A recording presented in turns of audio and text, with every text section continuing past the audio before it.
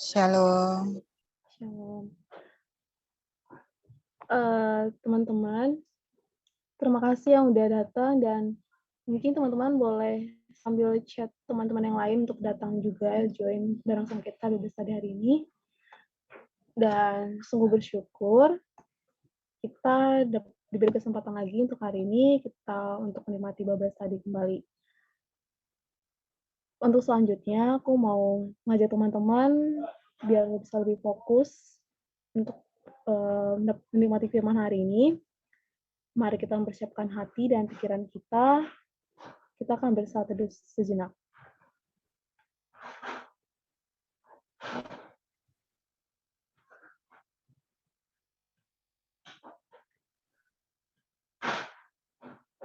Teman-teman, mari kita bersatu dalam doa.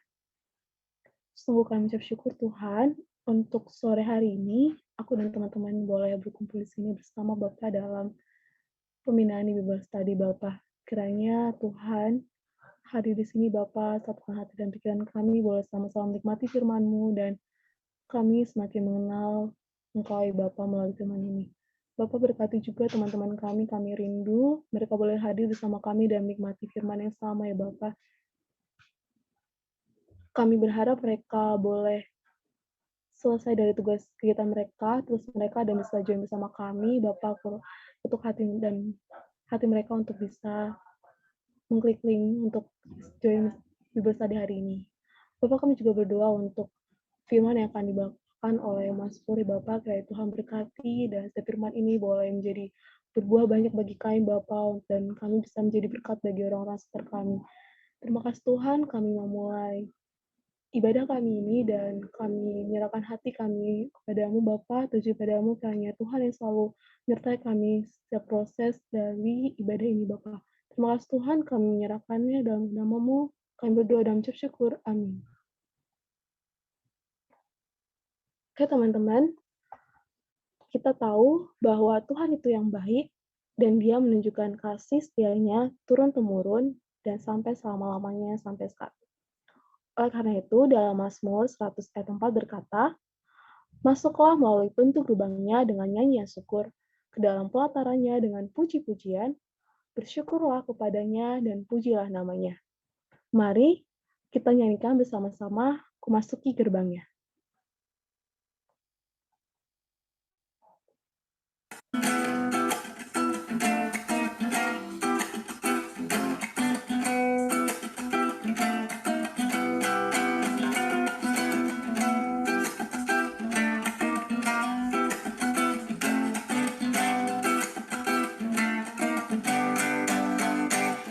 Masuki gerbangnya dengan hati bersyukur, hamba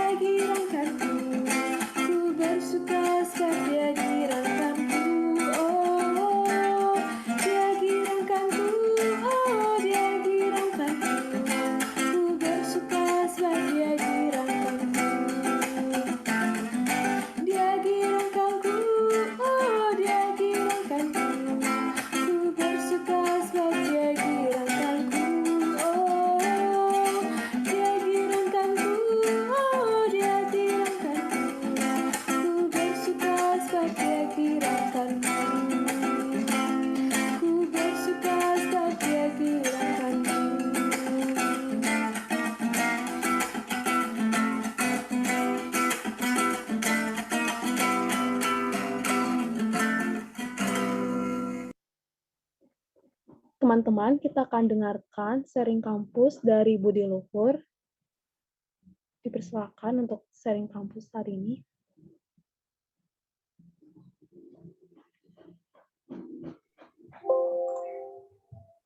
Baik, selamat sore teman-teman. Suara aku terdengar kan? Oke, jadi sore hari ini aku mau membacakan sharing kampus dan pokok doa dari PMK UBL, Universitas Budi Luhur. Nah, yang pertama itu doakan tentang P1 untuk maba angkatan 2020 PMK Universitas Budi Luhur yang akan dilaksanakan tanggal 21 Mei besok. Kiranya bisa berjalan dengan baik. Lalu doakan pokok doa dan juga persekutuan jemaat agar boleh terus dilaksanakan, berdoa bagi setiap jemaat agar mau terus dilayani meskipun dalam masa-masa pandemi ini dengan ibadah online. Lalu yang ketiga, doakan juga regenerasi pengurus ke depan. Dan yang sangat sulit bagi pengurus PMK, terutama UBL ya, di masa ini karena kurangnya komunikasi dan tidak bisa bertemu secara langsung dengan jemaat, membuat regenerasi ini cukup berat karena belum bisa memperhatikan secara pribadi calon-calon pengurus itu secara mendalam. Nah, doakan agar ada hati yang benar-benar mau menyerahkan diri sebagai seorang pelayan yang baik dan bertanggung jawab atas saat menjadi pengurus nantinya. Itu dari UBL. Terima kasih. Terima kasih. Selanjutnya kita akan doakan pokok doa ini kepada pendoa syafaat hari ini. Silakan Elizabeth. Baik, terima kasih Kak. Marilah saya mengajak kita semua untuk mengambil sikap doa. Bapa yang berada dalam kerajaan surga, kami berterima kasih atas berkat dan penyertaan-Mu sehingga pada kesempatan ini kami bisa berkumpul bersama di room ini untuk memuliakan nama-Mu. Kami umat-Mu yang berdosa, Bapa. Kami menyadari bahwa kami masih sering berbuat dosa dan salah Bapa dan telah menyakiti hati-Mu yang amat suci itu Bapa. Namun Engkau tetap mengasihi kami seperti Bapa yang mengasihi. Sebelumnya kami paham bahwa Engkau mengetahui doa sebagaimana keyakinan kami. Pada kesempatan ini Bapa kami berdoa baik untuk bangsa dan negara kami ya Bapa. Kiranya Tuhan berkatilah kami, berkatilah bangsa dan negara kami Bapa. Mungkin saat ini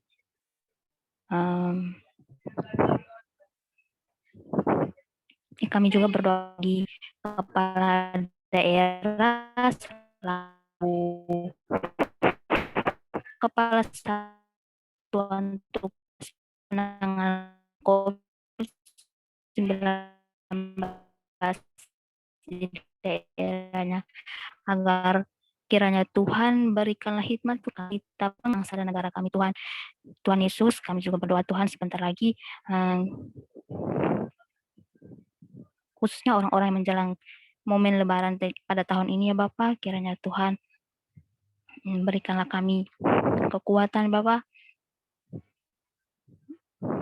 supaya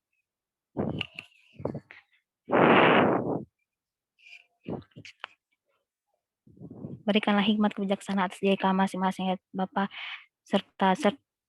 sertailah kami ya Bapak supaya dalam COVID-19 ini kami tetap menjaga jarak ya Bapak dan tetap menerapkan protokol kesehatan. Kami juga berdoa bagi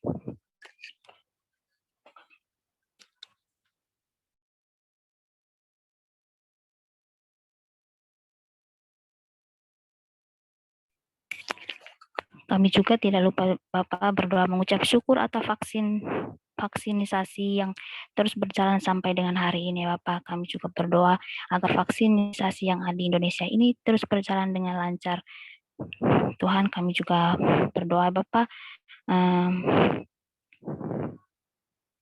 pemerintahan Indonesia bisa belajar dari apa yang terjadi di India. Kiranya Bapak, kami juga berdoa bagi kesiapan pemerintahan sehingga momen libur ini dapat diantisipasi dengan baik sehingga bangsa kami, bangsa Indonesia, tidak mengalami seperti apa yang terjadi di India.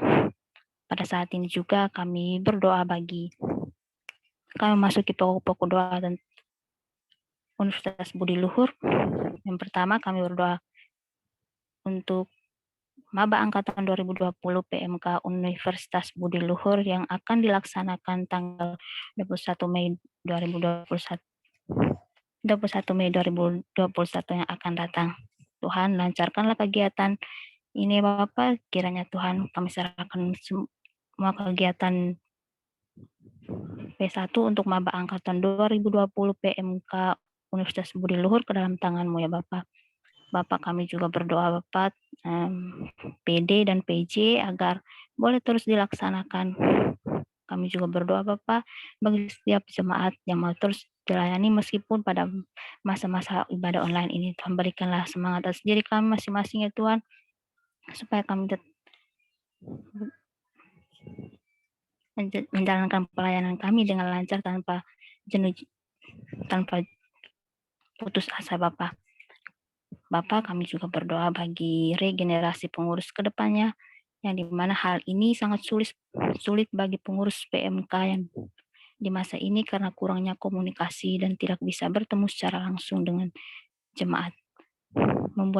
Hal ini membuat cukup berat karena belum bisa memperhatikan pribadi calon pengurus secara mendalam. Ya Tuhan, kami serahkan ini, biarlah Engkau yang bekerja atas diri kami masing-masing Bapak. Tuhan, masih banyak sekali permohonan yang ingin kami sampaikan kepadamu, namun sebagian saja yang bisa kami ucapkan.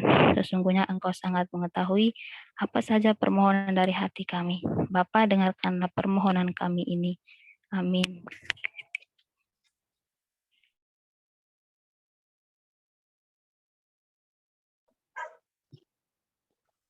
Iya, teman-teman. Ya, Elizabeth. Selanjutnya pewarta, silakan aja. Iya. Ya, teman-teman, kita akan mendengarkan warta. Silakan, boleh.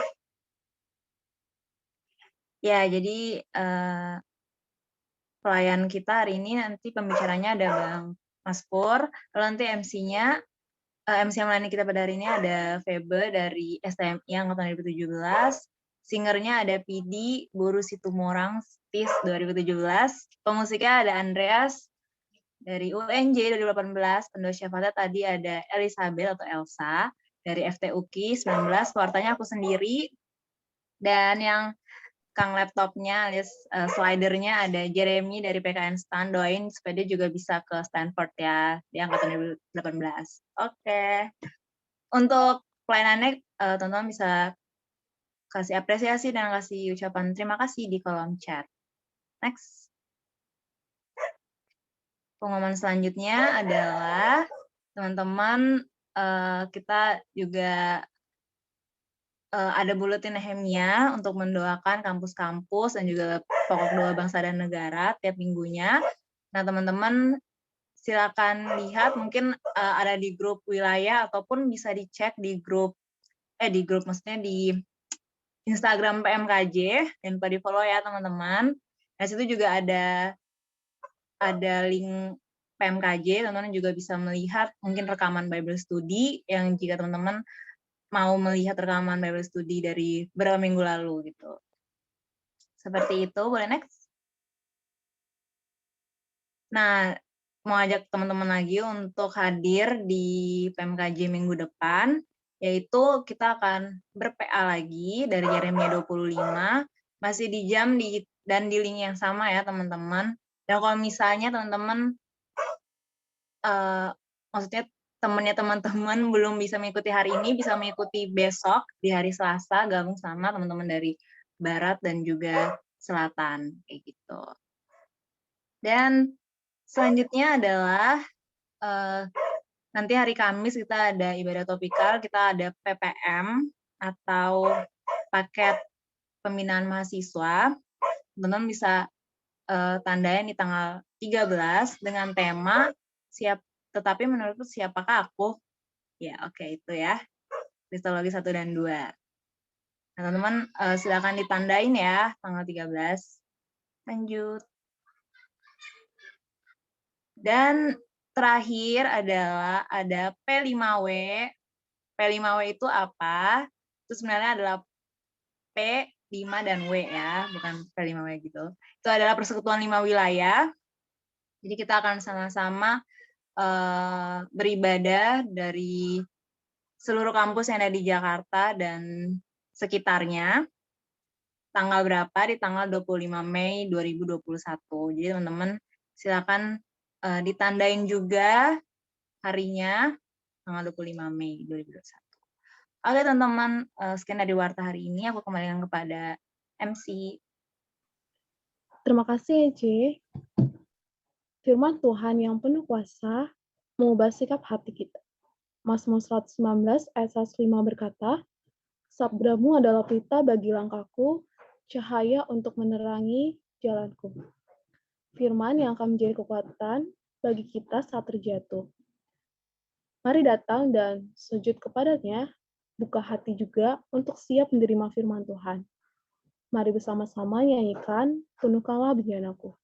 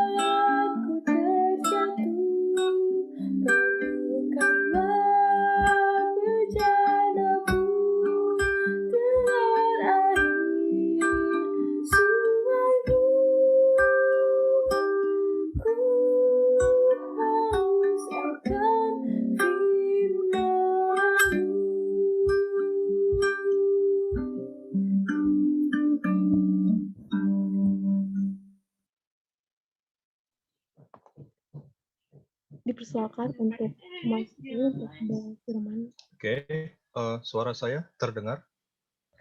Terdengar, Bang. Oke, kita berdoa ya. Mari kita berdoa.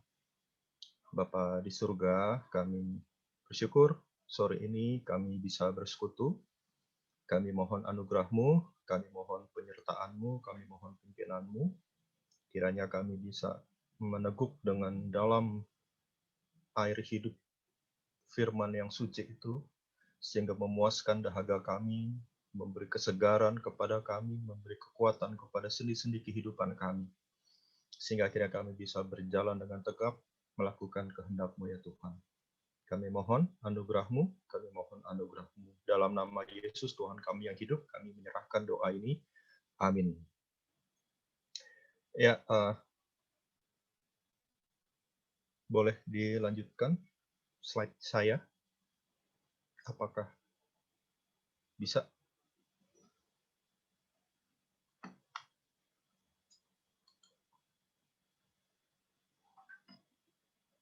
Bisa ditampilkan? Bisa Bang, bisa Bang. Oke. Ya, sedikit keterangan saya pakai kacamata anti radiasi. Ini kata dosen saya, kalau kalian di depan laptop ya lebih dari 1 jam, dia mengusulkan untuk membeli kacamata anti radiasi karena penggunaan ini bisa berakibat buruk di jangka ke depan. Harganya sih murah sih, 20 atau 30 ribu gitu.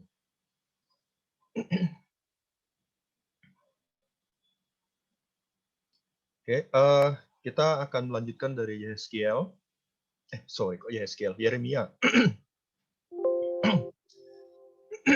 Sorry ya. Judulnya A Righteous Branch, atau branch itu ranting yang benar. Ya.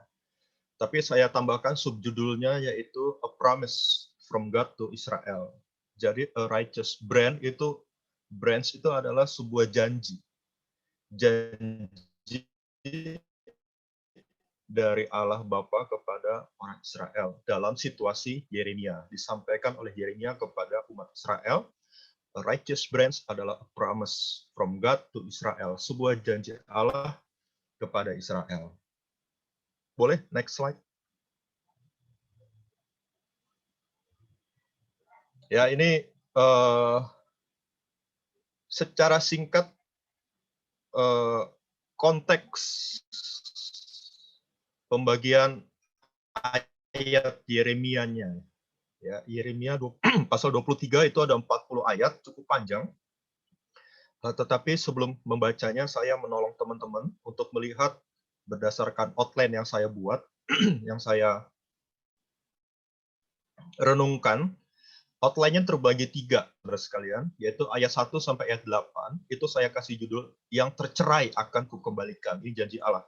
Yang tercerai-berai, yang scatter, ya, yang tercerai-berai, akan dikembalikan. 1 sampai 8. Lalu saya lompat 33 sampai 40, yang bersalah akan kucerai-beraikan, akan kubuang.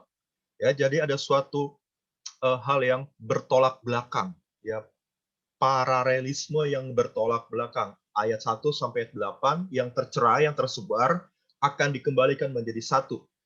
Nah, sedangkan Yeremia 23 ayat 33 sampai 40 yang bersalah, mereka yang bersalah dalam satu komunitas yang bersalah akan dicerai-beraikan oleh Allah, akan dibuang oleh Allah.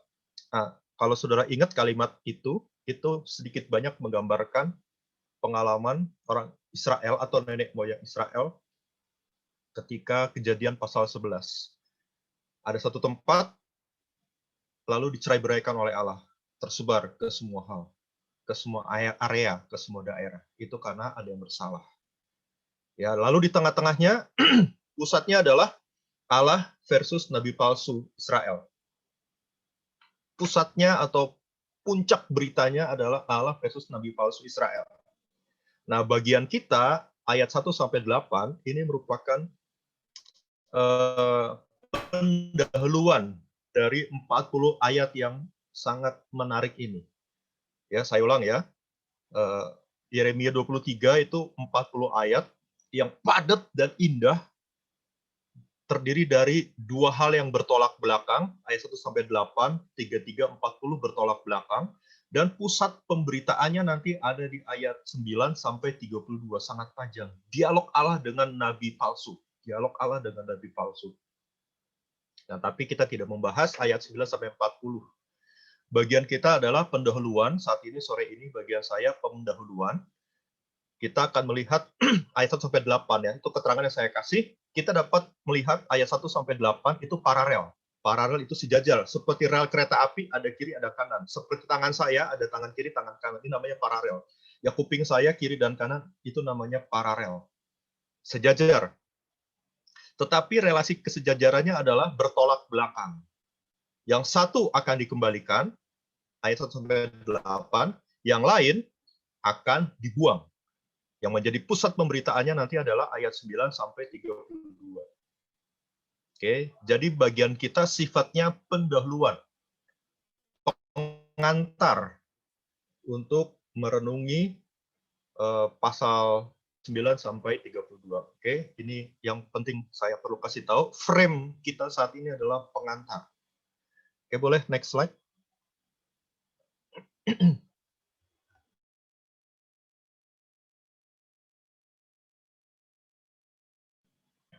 Oke, ini baca lebih enak, silakan. Mau ikut bersama saya, baca dari gadget teman-teman silakan. Atau kalau ada yang penasaran dengan bahasa Inggrisnya, silakan mencari bahasa Inggrisnya di Google. Atau kalau yang lebih penasaran dengan bahasa Ibraninya, silakan ya di googling bahasa Ibraninya. Tapi saya akan bacakan berdasarkan LAI, ya, Alkitab LAI terjemahan terbaru. Oke, saya bacakan. Nah, saya kasih judul awal permasalahan. Jadi, saya akan bagi-bagi. Jadi, sistem pembacaan firman Tuhan ini akan saya kasih sedikit keterangan seperti pengalaman Ezra kepada audiensnya. Pembacaan itu diberi sedikit keterangan, lalu mereka mengerti. Tujuannya supaya mengerti. Nah, keterangannya itu ada tulisan berwarna cetak miring atau huruf yang saya kasih warna merah dan seterusnya ya. Semoga menolong. Oke, celakalah para gembala yang membiarkan kambing domba gembalaanku hilang dan tersesat. Hilang dan terserak.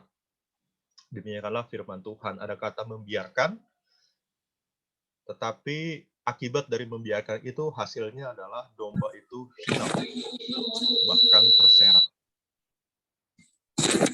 Nah, nanti kalau teman-teman dengar kata domba itu hilang, akan muncul lagi di kitab Perjanjian Baru. Tetapi itu bukan bagian kita saat ini. Nah, ini bisa menjadi satu petunjuk untuk penggalian nanti Perjanjian Baru, kitab Injil, domba yang hilang. Hilang dan terserak, itu akibatnya dibiarkan. Ada sesuatu yang dibiarkan, hasil akhirnya adalah hilang dan terserak. Lalu, akibat kondisi itu muncul ayat 2. Sebab itu beginilah firman Tuhan Allah Israel. Jadi sebab itu, karena ada tindakan di ayat 1 atau kondisi di ayat 1, maka muncul firman Tuhan di ayat 2. Yaitu apa? Pesan khusus kepada para gembala yang sudah melakukan tindakan membiarkan.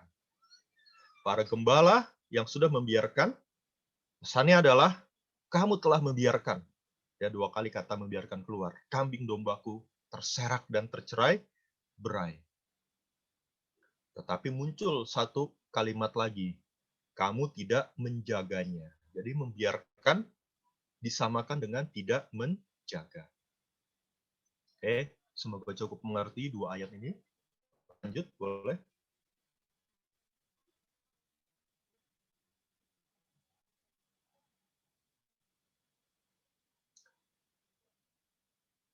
Nah, sekarang ini solusinya masuk ayat 3 atau 2b. Maka ketahuilah, akibat dari yang tadi ya, akibat dari tindakan membiarkan tadi, maka ketahuilah,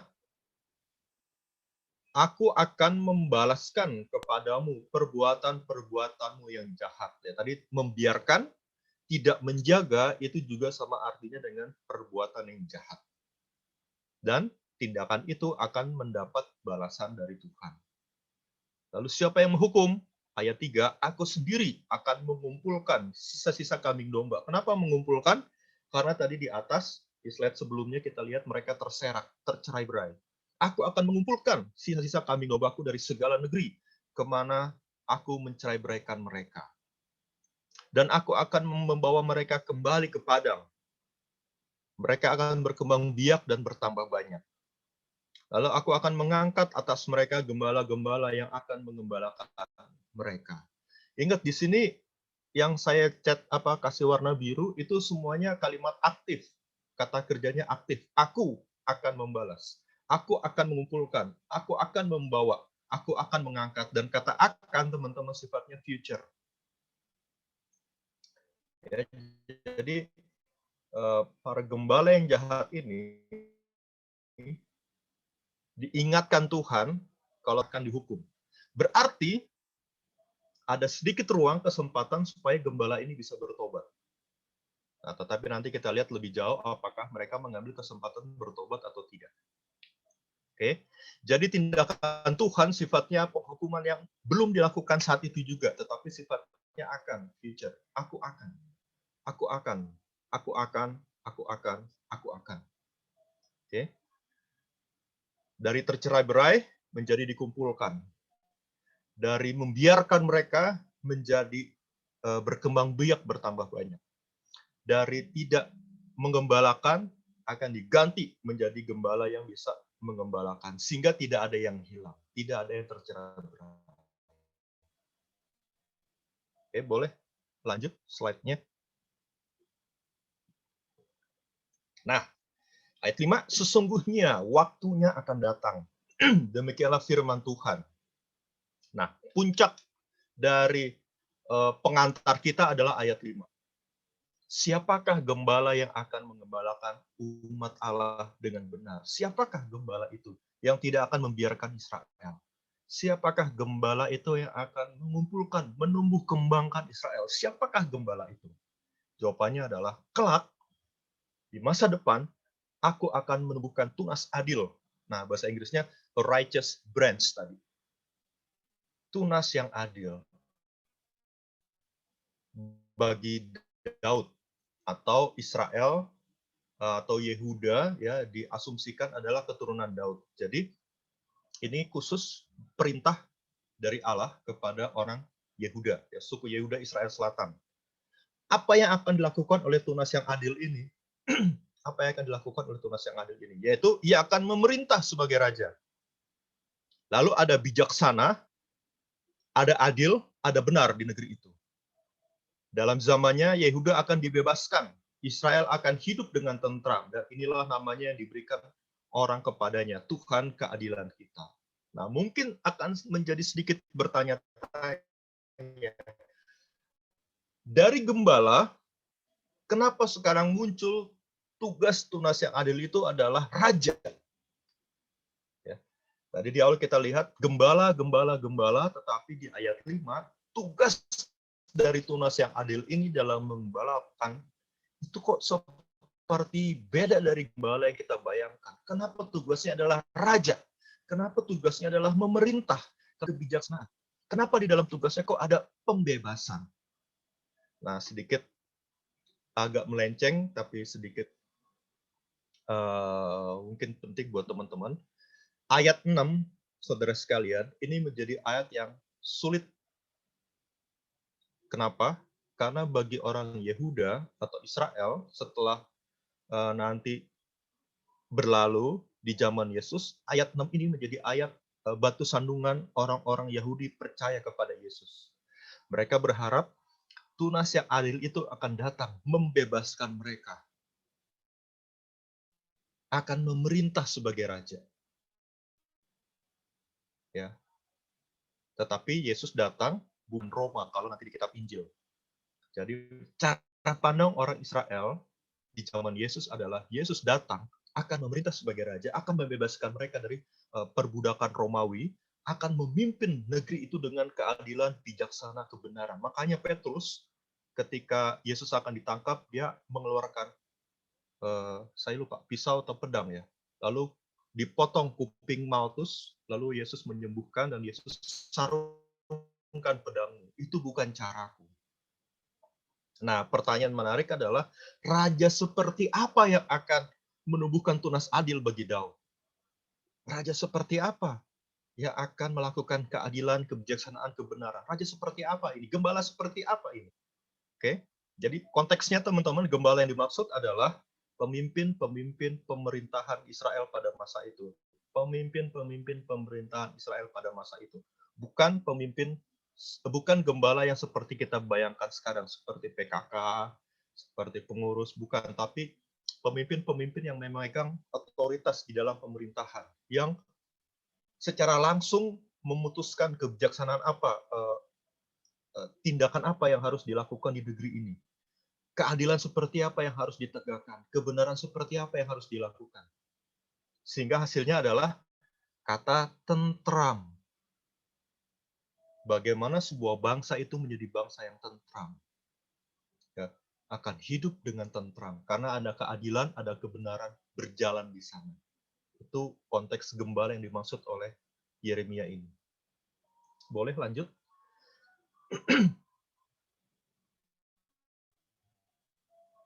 Nah, dunia terakhir, sebab itu demikianlah firman Tuhan, maka waktunya akan datang bahwa orang tidak akan lagi mengatakan demi Tuhan yang hidup yang menuntun Israel keluar dari tanah Mesir. Melainkan demi Tuhan yang hidup yang menuntun dan membawa pulang keturunan kaum Israel keluar dari tanah utara dan dari segala negeri kemana ia telah mencerai beraikan mereka. Maka mereka akan tinggal di tanahnya sendiri. Saudara, ayat 8 ini menjadi semacam percikan untuk Israel sadar atau Yehuda sadar, kelak mereka akan mengalami hukuman. Akibat apa? Akibat pemimpin-pemimpin mereka. Nah, tanah utara itu nanti dilambangkan dengan Babel, kerajaan Babel, yang akan menghancurkan mereka, mereka dibawa ke tanah Babel, dicerai-beraikan, dan seterusnya. Tetapi nanti di zaman Ezra,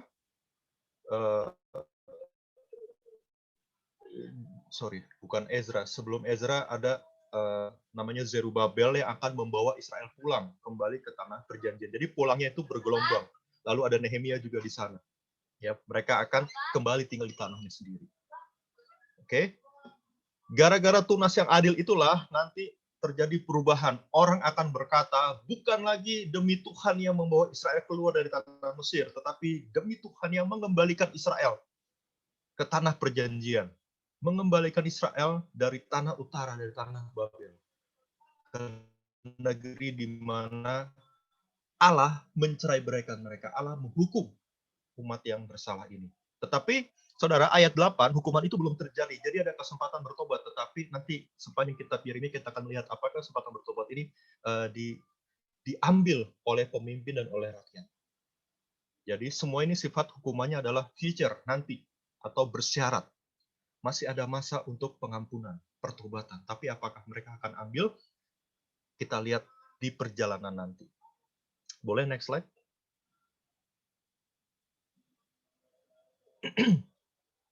Nah, sekarang kita akan observasi. Semoga penjelasan saya ini menolong teman-teman. Ini kita akan memakai teknik OIA, ya, observasi. Apa yang kita perlu observasi? Kita lihat konteksnya.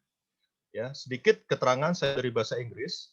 Pasal 21b sampai pasal 23 itu memberi satu elemen yang baru, mengenalkan satu aspek yang baru, yaitu apa? Pemimpin Israel dalam konteks raja atau pemimpin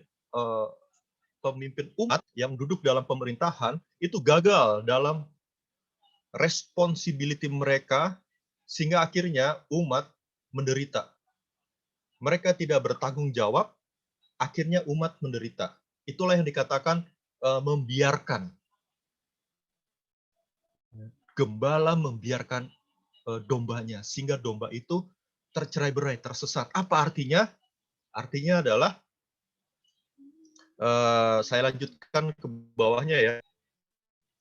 Gembala itu pertama-tama ditujukan kepada raja. Tetapi nanti perikop setelah kita, tapi di perikop kita sudah diberikan proto itu pendahuluan tentang tunas yang adil yang akan mengembalikan Israel supaya menjadi tentram. Ya. Seperti yang dijelaskan di situ ya. Lalu pasal 22 itu berbicara tentang raja yang memimpin Israel Selatan. Jadi Israel terpecah menjadi dua setelah Salomo. Satu disebut Israel Utara, satu disebut Israel Selatan. Nah, ini pesan kepada Israel Selatan. Pergilah ke istana Raja Yehuda dan sampaikan di sana firman ini. Jadi ini memang tahta Daud. Engkau pegawaimu, rakyatmu yang masuk melalui pintu gerbang ini. Silakan lanjutkan. Boleh, next slide. Oke, gembala yang dimaksud adalah pemimpin rakyat, yaitu raja. Tetapi nanti nabi setelah perikop kita. Oke. Tindakan raja yang dicela oleh Allah karena tidak melakukan kebenaran dan keadilan.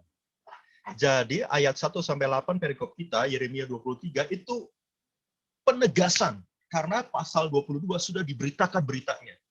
22 ayat 3, beginilah firman Tuhan. Lakukanlah keadilan dan kebenaran. Jadi perintah untuk raja itu sangat simpel, tidak rumit yang Allah berikan. Lakukan saja kebenaran dan keadilan. Lakukan. Apa tindakan melakukan itu? Tindakan melakukan itu yang pertama, lepaskan dari tangan pemerasnya orang yang dirampas haknya. Lakukan keadilan. Jangan ada yang memeras. Lepaskan mereka. Nah, kalau saudara sadar nanti tindakan ini akan dilakukan oleh Zakeus di Lukas. Zakeus berkata, orang yang kuperas, kukembalikan 4 kali lipat. Dan tidak akan kulakukan pemerasan lagi.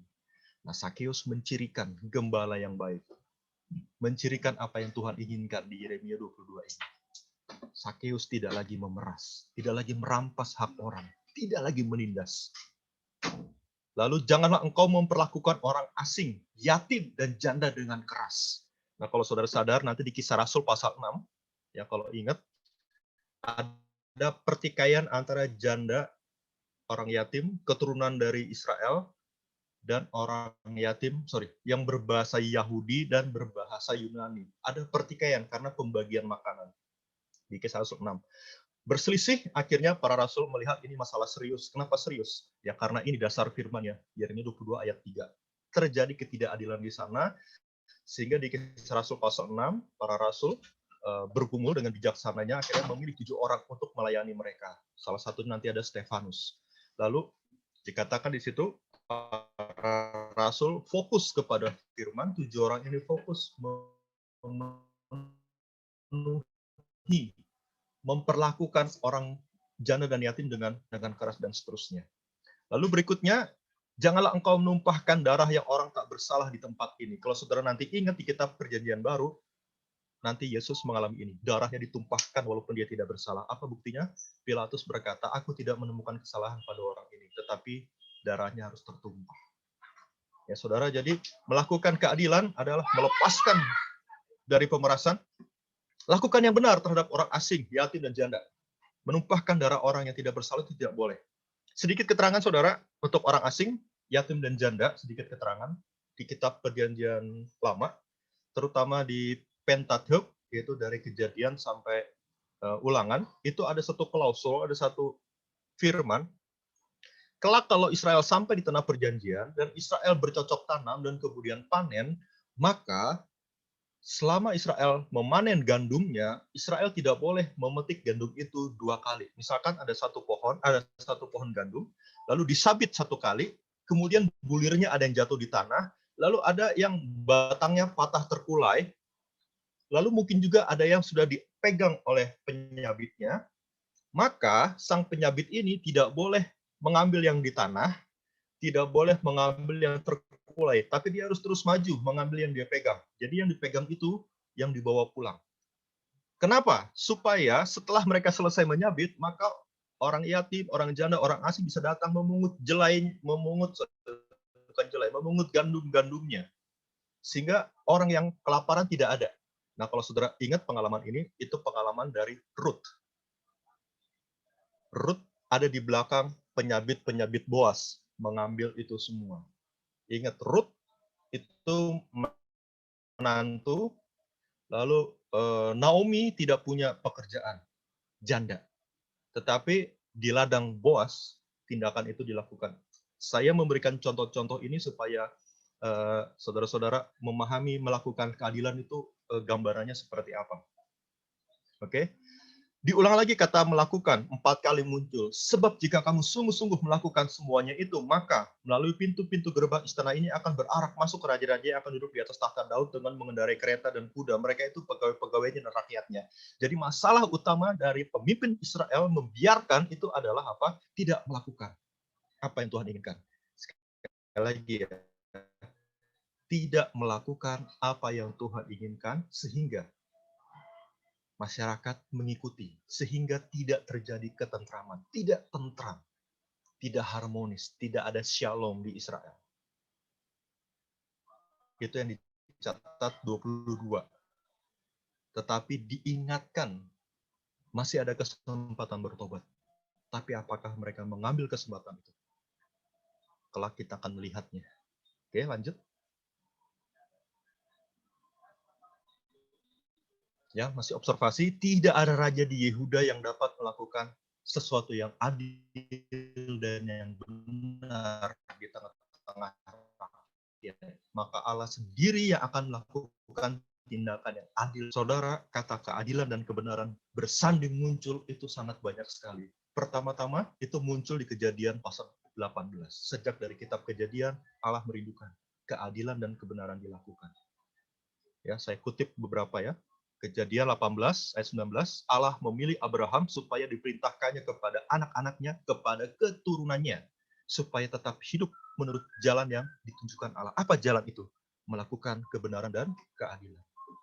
Jadi perintah melakukan kebenaran dan keadilan, saudara sekalian, itu sebenarnya perintah untuk semua Israel. Tetapi metodenya berbeda tiap generasi. Kalau di zaman Abraham, metodenya adalah langsung dari Abraham kepada keluarganya. Abraham menuntun mereka melakukan yang benar dan adil. Tetapi di zaman para raja, metodenya adalah Allah memerintahkan raja melakukan keadilan, kebenaran, sehingga umat Israel atau umat Yehuda melihat raja melakukan itu dan umat ikut melakukannya. Lalu didorong oleh berita dari nabi-nabi, firman dari nabi-nabi untuk mengingatkan, menasihati mereka supaya terus melakukan yang benar. Tetapi itu tidak terjadi. 2 Samuel 8, lalu 1 Tawarikh 18, Daud memerintah dan menegakkan keadilan dan kebenaran bagi seluruh bangsanya. Boleh lanjut?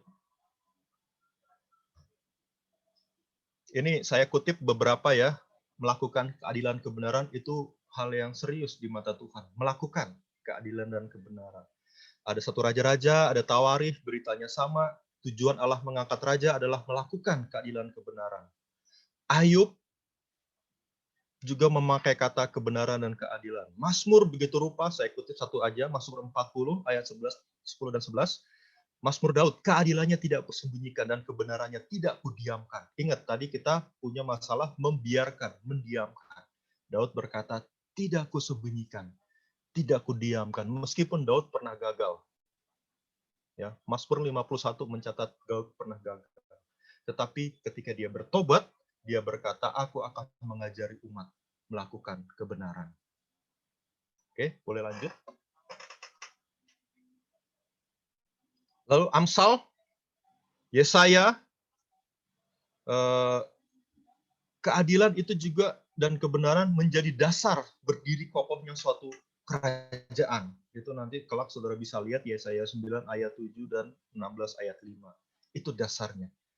Ingat tadi bagian kita, permasalahan kita adalah ketentraman di Israel Selatan atau Yehuda tidak ada. Kenapa? Karena keadilan kebenaran tidak dilakukan. Nah, itu sudah tertulis di Yesaya.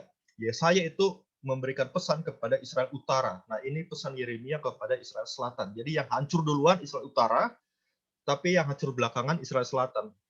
Tetapi Israel Selatan tidak melihat atau tidak belajar dari pengalaman Israel Utara. Tadinya penuh keadilan dan selalu diam kebenaran, itu menjadi tentram suatu kota. Oke, lanjut. Jadi saya mau simpulin, tindakan melakukan keadilan kebenaran, saudara sekalian, itu tindakan yang bukan dilakukan zaman Yeremia saja, tetapi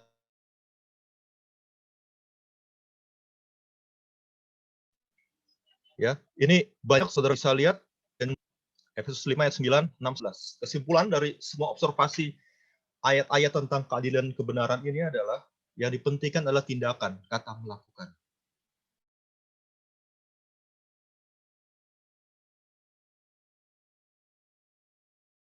Ada kesempatan bertobat.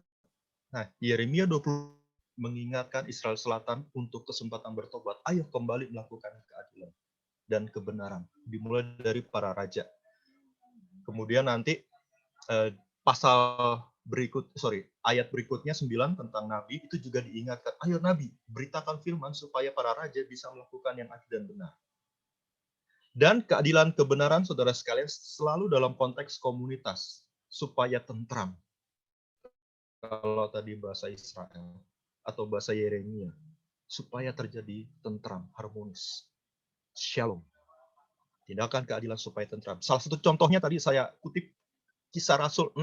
Ketika ada trouble, masalah, janda-janda berbahasa Yunani, janda-janda berbahasa Ibrani, ribut tentang masalah pembagian makan. Tetapi ketika para rasul melakukan keadilan kebenaran, hasilnya adalah tentram. Firman Allah masalah pembagian makan. Oke. Lalu tadi saya kutip lagi Zakheus. Setelah perikop itu, di sekitar kota Yeriko, tidak lagi Alkitab merekord, mencatat bagaimana Zakheus melakukan hal yang jahat kepada orang-orang sekitar Yeriko. Tidak lagi. Karena Zakheus melepaskan rangkaian kejahatannya itu, membebaskan belenggu penindasan pemerasan itu. Sakeus lepaskan, dikembalikan 4 kali lipat yang memeras. Menjadi berkat selalu dalam konteks komunitas, melakukan kebenaran dan keadilan selalu memberi impact kepada komunitas. Boleh next slide? Ini kita sudah hampir selesai. Tolong bersabar bersama saya. Oke, bagaimana supaya keadilan dan kebenaran bisa muncul di Israel, di tanah Yehuda, padahal raja-rajanya sudah melakukan yang jahat. Tidak lain, caranya Tuhan harus menumbuhkan raja yang baru, menumbuhkan tunas yang baru, yang akan melakukan tindakan keadilan dan kebenaran. Kata menumbuhkan, saudara sekalian, dalam bahasa Ibrani itu semak, yang berarti ranting. Dan ini adalah metafora dari konsep Mesias. Konsep ini muncul dalam Sakeus juga. Zakaria 6. Ya, terdapat dalam Yeremia 25, Yeremia 33, dan Zakaria. Nah, jadi konsepnya adalah Mesias. Akan muncul Mesias. Mesias yang akan membebaskan. Ya, jadi bukan membebaskan Israel dari dalam perjanjian baru ya, bukan membebaskan Israel dari penjajahan Romawi, membebaskan Israel dari keinginan keberdosaannya supaya bisa melakukan yang benar.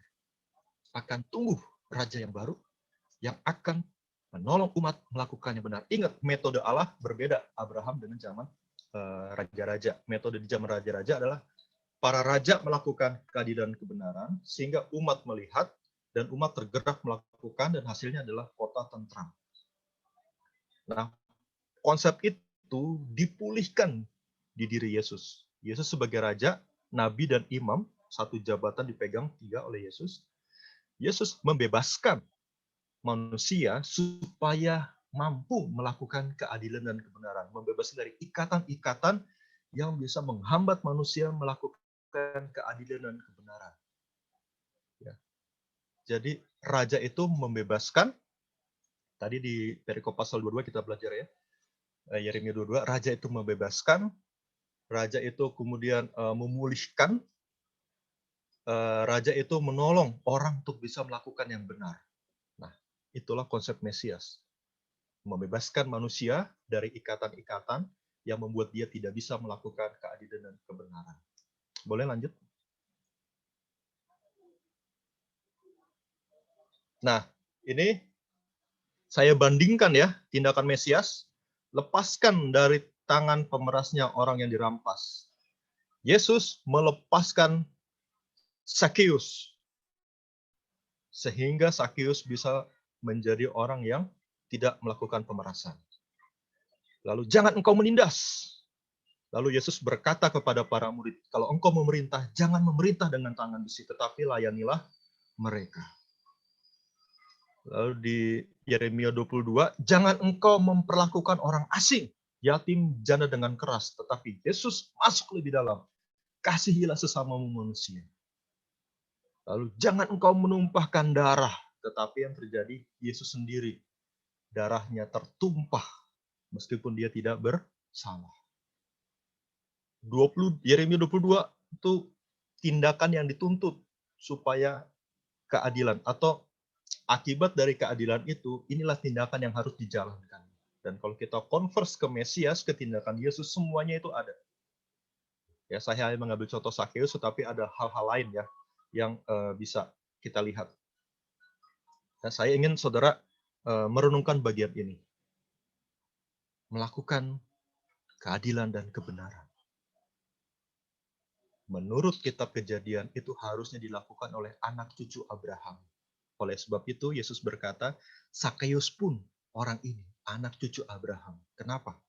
Karena dia melakukan pembebasan. Melakukan keadilan dan kebenaran. Boleh lanjut?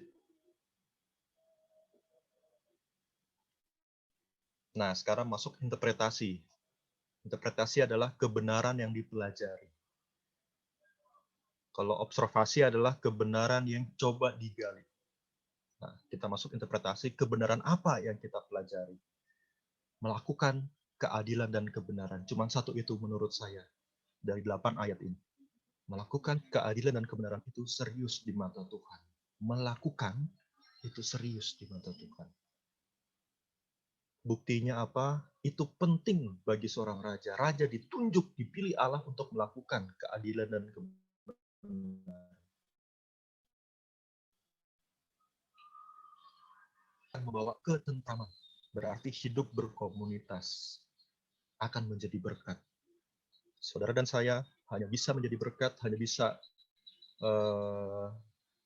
fungsi garam dan terang kita ada kalau kita memfungsikan garam itu, melakukan keadilan dan kebenaran. Jadi beritanya cuma satu, melakukan keadilan dan kebenaran itu penting. Melakukan firman Allah itu penting karena berimbas kepada ketentraman. Ketentraman. Boleh next slide? Kita masuk bagian akhir. Ya, tolong bersabar bersama saya, sedikit lagi kita selesai. Boleh dilanjutkan slide-nya? Apakah ada lagi? Nah, aplikasi adalah kebenaran yang dilakukan. Oke. Mudah mengingatnya. Observasi kebenaran yang digali, interpretasi kebenaran yang dipelajari, aplikasi kebenaran yang dilakukan. Tunas adil bagi Daud, itu Mesias, mengembalikan Israel yang terserak dan akan memerintah serta menunjukkan tindakan. Tunas adil itu adalah Mesias yang telah mengembalikan kita dari kehidupan kita yang tercerai-berai. Pertama-tama mari kita ingat, kita digerahkan, dibebaskan dari ikatan yang membuat kita gagal melakukan yang adil dan benar. Kita dipilih Allah, dianugerahkan Allah keselamatan, dibebaskan dari ikatan-ikatan yang membuat kita tidak mampu melakukan yang adil dan benar. Dan diselamatkan untuk dapat melakukan yang adil dan benar. Kata kunci yang mau saya tekankan adalah kata melakukan. Kiranya pembinaan di kampus, apapun bentuknya, apapun metodenya, bagaimanapun frekuensinya, kiranya mengingat hal ini. Melakukan yang benar, melakukan yang adil. Ya, melakukan. Belajar itu kiranya dalam rangka untuk melakukan. Menikmati firman itu kiranya dalam rangka untuk melakukan. Kenapa? Karena hanya dengan melakukan, kita bisa menjadi berkat bagi sesama, akan menikmati ketentraman bersama-sama. Dan untuk dapat melakukan, ingatlah, butuh hikmat usahamu, tetapi juga ada anugerah Allah. Ya. Butuh contoh orang bisa melakukan. Butuh komunitas untuk menolong seorang bisa melakukan. Butuh keberanian untuk melakukan yang benar. Butuh iman, butuh pengharapan. Tetapi juga ada kasih yang bisa menggerakkan kita melakukan. Ya, jadi saudara sekalian, aplikasi saya sederhana, yaitu apa? Mari kita bersama berjuang untuk melakukan firman Tuhan. Mungkin kita tidak perfect, tidak sempurna, tetapi ada kesempatan Tuhan membuat kita bisa bertobat. Ada masa-masa Tuhan izinkan kita bertobat. Biarlah kita nikmati pertobatan itu dan kita kembali untuk belajar melakukan yang adil dan benar. Jadi aplikasi sederhana saya, tolong pikirkan dengan serius persekutuan di kampus kalian, persahabatan di kampus kalian, kelompok kecil di kampus kalian, persekutuan Jumat, persekutuan doa, biarlah kiranya itu dalam rangka untuk melakukan ini, saudara, muncul kembali di Matius 28. Ada yang ingat apa kalimatnya? Matius 28, bagian-bagian akhir, ayat 18, 19, 20. Ajarlah mereka untuk melakukan segala yang kuperintahkan. Itulah ciri dari murid. Atau bisa juga disebut ciri dari umat Israel. Ciri dari umat Allah. Dan sekali lagi saya kutip Sakeus melakukan itu. Melakukan yang adil dan benar. Melepaskan orang yang diperasnya.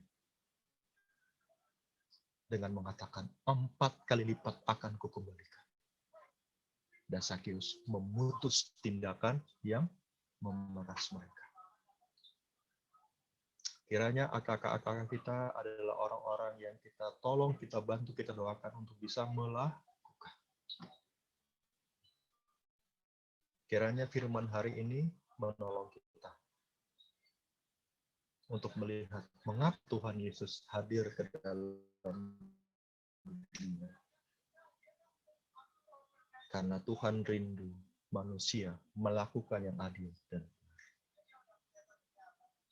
sehingga kota ini kembali tentram, kembali shalom, kembali harmonis. Tuhan memberkati kita semua. Kalau ada Kak Elizabeth, Kak Bebet di sini, saya minta untuk menutup dalam doa. Kalau Kak Bebet nggak ada, nanti saya minta Kak Ayuni. Ya, silakan. Iya, halo.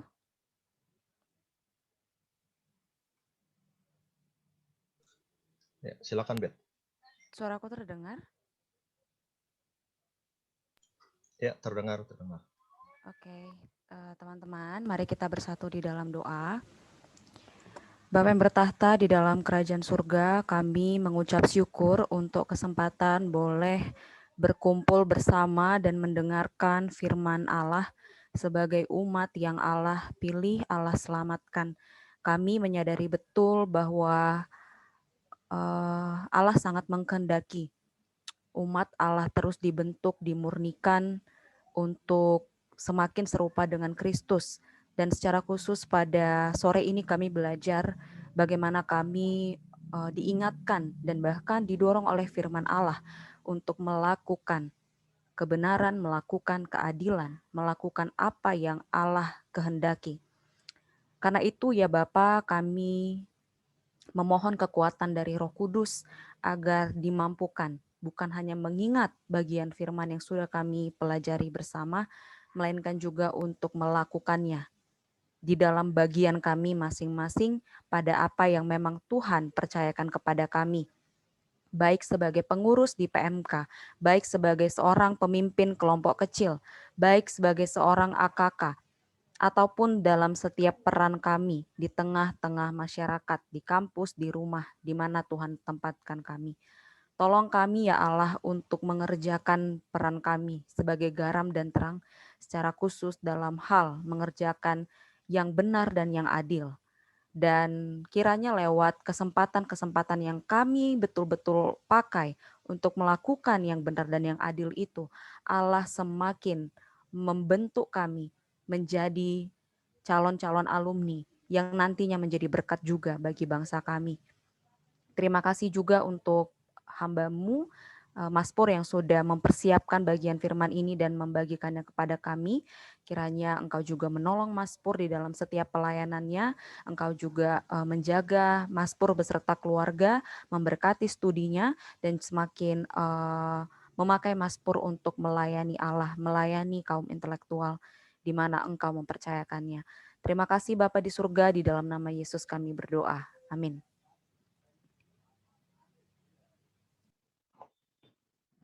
Terima kasih untuk Mas Pur untuk pemberitaan firman-Nya. Akan tiba waktunya Tuhan mengangkat seorang raja yang adil dari keturunan Daud. Raja itu akan disebut Tuhan keselamatan bagi kita. Dia akan memelihara kita dan mengubahkan hidup kita. Karena itu, mari beri diri melakukan keadilan dan kebenaran.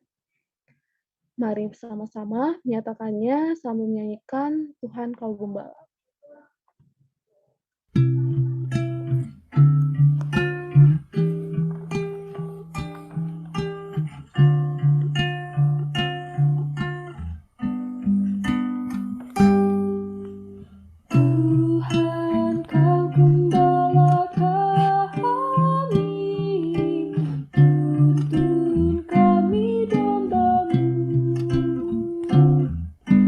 Bila kami menikmati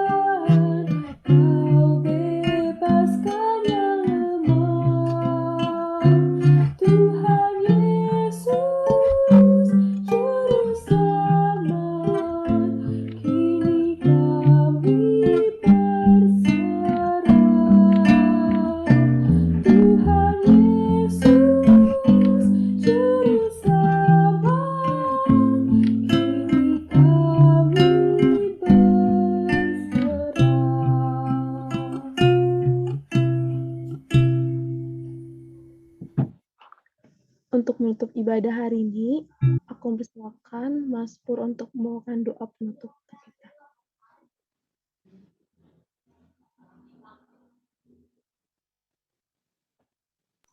Oke, kita semua berdoa ya. Mari kita berdoa. Ya Bapa, kami bersyukur melihat Yeremia 23 ini erat kaitannya dengan banyak bagian-bagian lain di dalam Alkitab. Tindakan Yesus, lunas yang adil, yang dibuktikan di dalam kitab Injil, bahwa Yesus adalah Raja bagi manusia, supaya manusia bisa melakukan yang benar. Kami bersyukur, kami dipilih Allah, dibebaskan dari dosa kami untuk melakukan yang benar.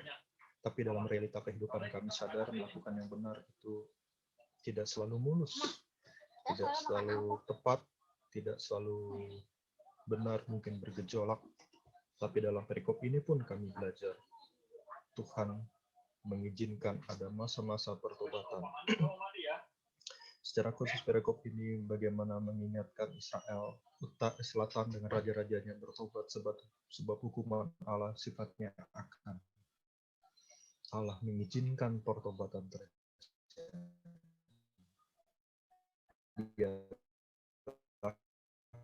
kami melihat kesempatan itu dengan serius ya Tuhan, kalaupun kami gagal melakukan dan kami untuk melakukan menyerahkan kegiatan kami selanjutnya ke dalam tangan pengasihan-Mu, kiranya tangan Tuhan yang murah hati akan pimpin terus. Terima kasih ya Tuhan atas amin.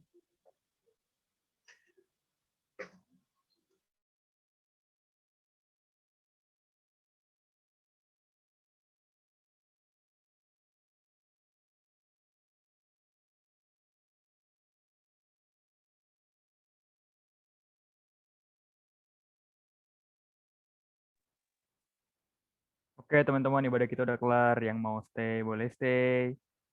Yang mau ada urusan mau buka puasa boleh buka puasa ya.